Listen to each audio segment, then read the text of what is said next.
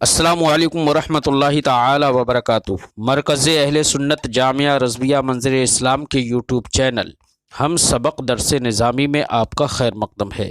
پیارے بچوں، جنہوں نے اب تک ہمارے چینل کو سبسکرائب نہیں کیا ہے وہ ضرور سبسکرائب کر لیں اور بیل آئیکن یعنی گھنٹی بھی بجا دیں تاکہ ہر ویڈیو کی نوٹیفیکیشن اطلاع اپلوڈ کرتے ہی آپ تک پہنچ جائے، اور اپنے ساتھیوں سے بھی شیئر کریں، شیئر کرنا نہ بھولیں تاکہ ان کو بھی فائدہ حاصل کرنے کا موقع ملے، اور بات پسند آئے تو لائک بھی کیا کریں اور اپنے قلبی تأثر کو ضرور کمنٹ کر کے بتائیں۔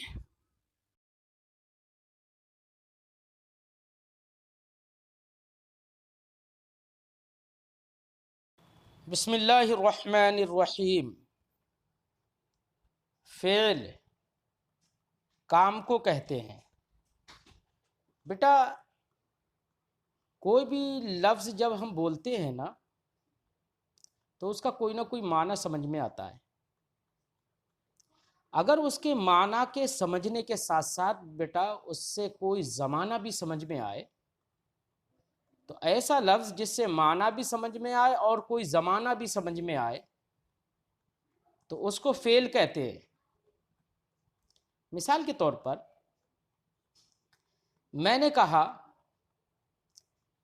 اس نے کھایا،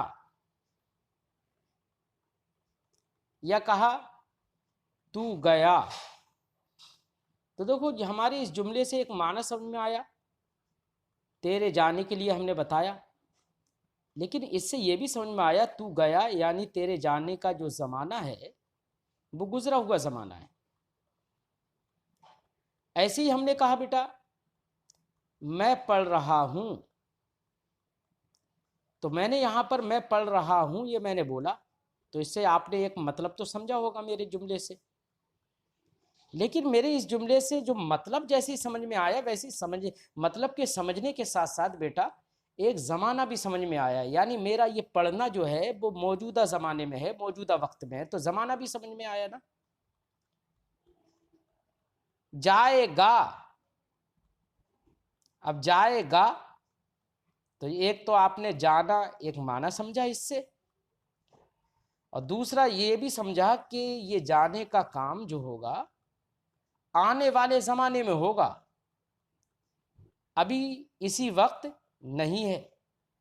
تو بیٹا ہم نے تین طرح کے جملے بولے، کوئی لفظ ایسا بولا کہ جس سے گزرا ہوا زمانہ سمجھ میں آ رہا ہے، کوئی ایسا بولا کہ جس سے موجودہ زمانہ سمجھ میں آ رہا ہے، کوئی ایسا بولا کہ جس سے آنے والا یعنی مستقبل زمانہ سمجھ میں آ رہا ہے۔ تو کوئی لفظ ایسا ہو جس سے کوئی کام کا ہونا یا کرنا بھی سمجھ میں آئے اور ساتھ میں اس سے زمانہ بھی سمجھ میں آئے، کوئی بھی زمانہ سمجھ میں آئے، تین زمانوں میں سے کوئی زمانہ ظاہر ہو، اسی کو بیٹا فعل کہتے ہیں۔ اب اسی کو ہم فارسی میں اگر ہم کہیں تو ہم نے کہا گفت، گفت کا معنی ہوا اس نے کہا، خورد اس نے کھایا، تو ان دونوں لفظوں سے بیٹا ایک مطلب بھی سمجھ میں آیا کھانے کا، کہنے کا، اور ساتھ ہی ساتھ کیا سمجھ میں آیا، زمانہ بھی سمجھ میں آیا، یعنی اس نے کہا یا اس نے کھایا، اس کا مطلب گزرے ہوئے زمانے میں، تو ایک زمانہ سمجھ میں آیا نا۔ تو اسی کو بیٹا فعل کہتے ہیں۔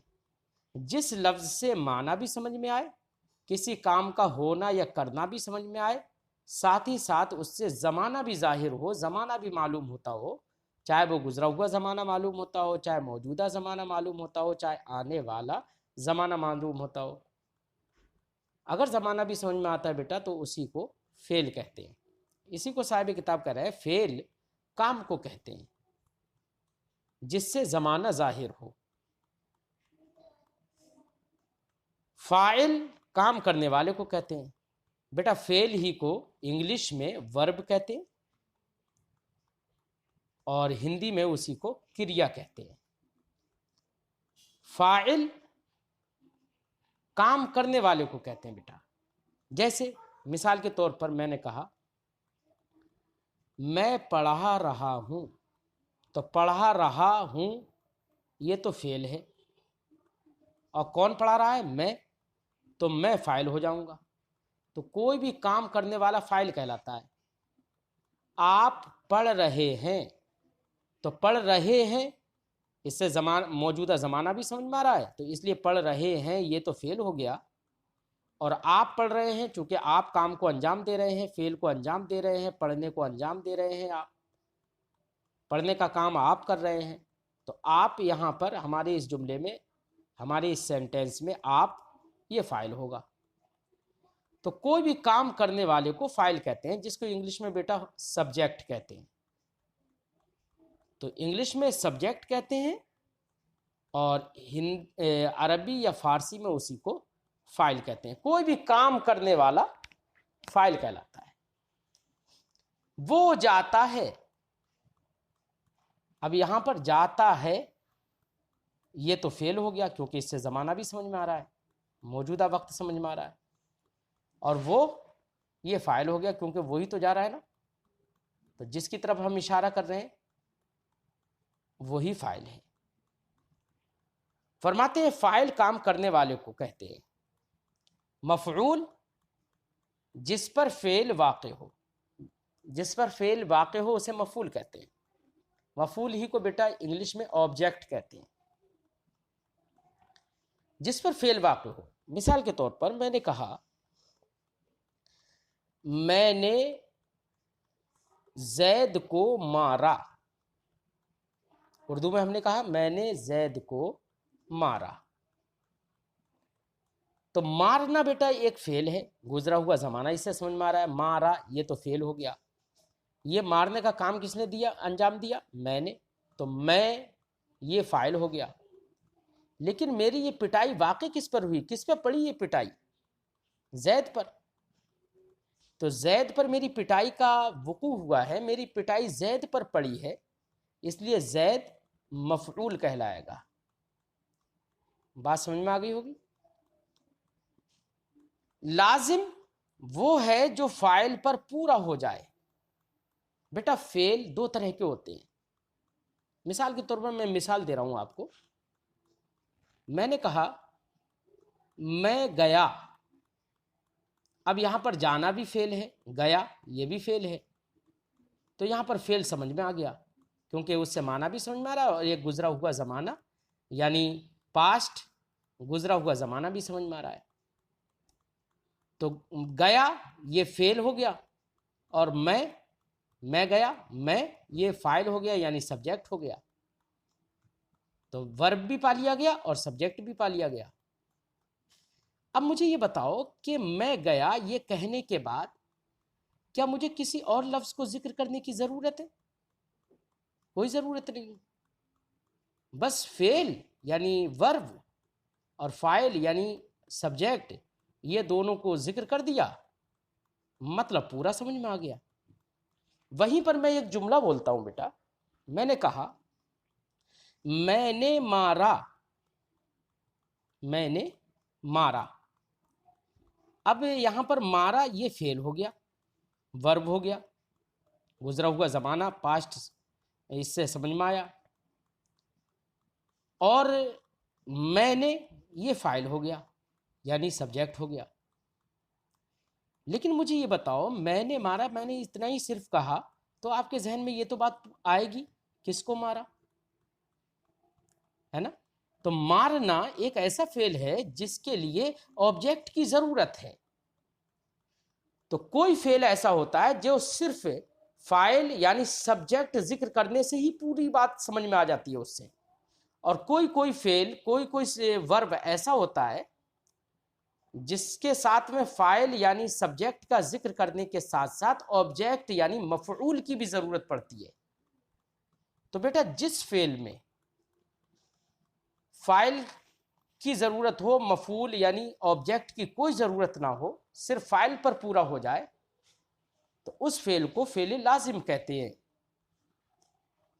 اور جس فعل کے لیے فاعل یعنی سبجیکٹ کی بھی ضرورت ہو اور ساتھ ہی ساتھ آبجیکٹ یعنی مفعول کی بھی ضرورت ہو، صرف فاعل پر پورا نہ ہو، تو ایسے فعل کو بیٹا متعدی کہتے ہیں۔ کیا کہتے ہیں؟ متعدی۔ اب میں نے پہلا جملہ بولا میں گیا، تو جانا فعل ہے، گیا ایک فعل ہے، یہ فعل کو समझने के लिए हमें सिर्फ मैं यानी फाइल की ज़रूरत हुई, मैं गया। अब इससे आपने बात पूरी समझ में। अब आपके जहन में ये नहीं आएगा कि कौन कहाँ कौन है क्या है, मतलब किसी नहीं, मैं गया, बस इतने से आपने बात समझ में आ गई। तो यहाँ पर गया ये फ़ेल लाजिम कहलाएगा। और मैंने कहा मैंने मारा, तो यहाँ पर मारा इसको ऑब्जेक्ट की ज़रूरत है, तो यहाँ पर फ़ेल की भी फ़ेल है, फ़ाइल है, यानी मैं ये सब्जेक्ट यानी फ़ाइल है, और जिसको मारा, जिस पर मेरी पिटाई पड़ी है, वो ऑब्जेक्ट होगा। तो यहाँ पर उसकी ज़रूरत पड़ेगी कि किसको मारा। ठीक है, तो जहाँ पर अब इस फ़ेल को जहाँ पर ऑब्जेक्ट की ज़रूरत पड़ रही है, जहाँ पर मफ़ऊल की ज़रूरत पड़ रही है, इसको बेटा ऐसे फ़ेल को फ़ारसी और अरबी में फ़ेल मुतअद्दी कहते हैं। इसी को साहिब किताब कह रहे हैं लाजिम वो है जो फ़ाइल पर पूरा हो जाए, यानी जहाँ पर ऑब्जेक्ट यानी मफ़ऊल की ज़रूरत ना पड़े, जैसे ज़ैद गया। ठीक है, मुतअद्दी वो फ़ेल है जो फ़ाइल और मफ़ऊल दोनों से मिलकर पूरा हो, यानी जहाँ पर फ़ाइल की भी ज़रूरत हो, सब्जेक्ट की भी ज़रूरत हो, और मफ़ऊल यानी ऑब्जेक्ट की भी ज़रूरत हो। तो दोनों से मिलकर जो पूरा हो उसको मुतअद्दी कहते हैं। जैसे मिसाल, ज़ैद ने बकर को दिया या ज़ैद ने बकर को मारा। तो यहाँ पर ज़ैद फ़ाइल है यानी सब्जेक्ट है, मारा या दिया ये फ़ेल है यानी वर्ब है, और बकर ये ऑब्जेक्ट है। यहाँ पर ऑब्जेक्ट की ज़रूरत पेश आ गई। मारूफ बेटा फ़ेल में भी दो तरह के फ़ेल होते हैं, यानी वर्ब भी दो तरह के होते हैं। एक तो हमने बता दिया कि फ़ेल लाजिम और फ़ेल मुतअद्दी। अभी फ़ेल लाजिम और फ़ेल मुतअद्दी में से भी हर एक दो तरह का होता है। एक फ़ेल मारूफ होता है और एक फ़ेल मजहूल होता है। फ़ेल मारूफ किसे कहते हैं वो भी समझ लो बेटा। जहाँ पर फ़ेल के ज़िक्र के साथ साथ उसका फ़ाइल भी ज़िक्र किया जाए, यानी जहाँ पर फ़ेल के ज़िक्र के साथ साथ उसका फ़ाइल मालूम हो, वर्ब के साथ साथ उसका सब्जेक्ट मालूम हो कि ये काम इसने अंजाम दिया है, तो ऐसे वर्ब को, ऐसे फ़ेल को फ़ेल मारूफ कहते हैं। और जहाँ पर फ़ेल के साथ उसका फ़ाइल यानी सब्जेक्ट मालूम ना हो पाए कि किसने ये काम अंजाम दिया है, ये मालूम नहीं हो पाए, तो ऐसे फ़ेल को फ़ेल मजहूल कहते हैं। मिसाल के तौर पर मैं समझाऊं, मैंने कहा ज़ैद गया। गया ये फ़ेल है, एक वर्ब है जो पास्ट, अगर सेंटेंस में उसको देखेंगे, टेंस में अगर देखेंगे तो पास्ट टेंस में है ये। ज़ैद गया, तो गया एक फ़ेल है ना, और ये जाने का काम अंजाम किसने दिया है? ज़ैद ने। तो ज़ैद सब्जेक्ट हो जाएगा। तो यहाँ पर देखिए सब्जेक्ट मालूम है ना कि कौन गया, वो मालूम है, इसलिए ये गया ये फ़ेल मारूफ होगा बेटा। और यहीं पर हम एक इसको थोड़ा सा हम बदल कर ऐसे कहें, ज़ैद ले जाया गया। ज़ैद ले जाया गया। अब यहां पर ले जाना ये तो फ़ेल हो गया, वर्ब हो गया, और ज़ैद को तो ले जाया गया है ना, ले जाने वाला कौन है, कौन लेकर गया, ये मालूम नहीं हो पाया। ले जाने वाला ही तो सब्जेक्ट होता, वो ले जाने वाला सब्जेक्ट मालूम नहीं हो पाया, यानी फ़ाइल मालूम नहीं हो पाया। तो जिसका फ़ाइल मालूम ना हो पाए, ऐसे वर्ब को, ऐसे फ़ेल को फ़ेल मजहूल कहते हैं। तो अब पहली मिसाल में ज़ैद गया, उसमें गया ये फ़ेल मारूफ है क्योंकि फ़ाइल यानी सब्जेक्ट मालूम है, और दूसरी वाली मिसाल में ज़ैद ले जाया गया, इस मिसाल में ले जाया गया ये फ़ेल है, और ज़ैद जो है वो सब्जेक्ट नहीं है, क्योंकि सब्जेक्ट तो वो होता है, फ़ाइल तो वो होता है जो काम करने वाला हो। ये ले जाया गया ये तो मफ़ूल होगा, ऑब्जेक्ट होगा, है ना। यहाँ पर सब्जेक्ट यानी फ़ाइल मालूम नहीं हो पाया, इसलिए ले जाया गया ये फ़ेल मजहूल कहलाएगा। इसीलिए साहिब किताब फरमाते मारूफ वो है جس کا کرنے والا معلوم ہو، یعنی سبجیکٹ جس کا معلوم ہو، فاعل جس کا معلوم ہو. جیسے زید نے پالا، تو پالا فعل ہے اور اس کا سبجیکٹ یعنی پالنے والا کون ہے؟ زید. تو سبجیکٹ یہاں پر معلوم ہو گیا. ٹھیک ہے، تو اب ایسی صورت میں یہ پالا یہ فعل معروف کہلائے گا. اور فرماتے مجہول وہ ہے جس کا کرنے والا معلوم نہ ہو. جس کا کرنے والا معلوم نہ ہو، یعنی فاعل اور سبجیکٹ جس کا معلوم نہیں ہو پائے کہ کس نے کیا ہے یہ کام، تو ایسا فعل کہیں پر ہوگا تو وہ فعل مجہول کہلائے گا. جیسے زید پالا گیا، تو پالا گیا یہ بیٹا فعل ہے اور پالنے والا کون ہے؟ زید. تو پالا گیا ہے تو زید تو آبجیکٹ ہوگا، وہ تو مفعول ہوگا. لیکن کون ہے پالنے والا؟ زید کو پالا گیا، وہ پالنے والا کون ہے؟ یہ سبجیکٹ اور فاعل معلوم نہیں ہو پایا، اس لیے پالا گیا یہ فعل مجہول کہلائے گا. اچھا بیٹا، ایسے ہی فعل ہی میں دیکھیں آپ، یعنی ورب ہی میں غور کریں تو ورب کچھ ایسے ہوتے ہیں جس ورب سے کسی کام کا ہونا یا کرنا سمجھ میں آتا ہے، اور کچھ ورب ایسے ہوتے ہیں جن سے کسی کام کا نہ ہونا یا نہ کرنا سمجھ میں آتا ہے نا. تو جہاں پر کسی کام کا ہونا یا کرنا سمجھ میں آئے کسی ورب سے، تو اس فعل کو فعل مثبت کہتے ہیں، یعنی پازیٹو.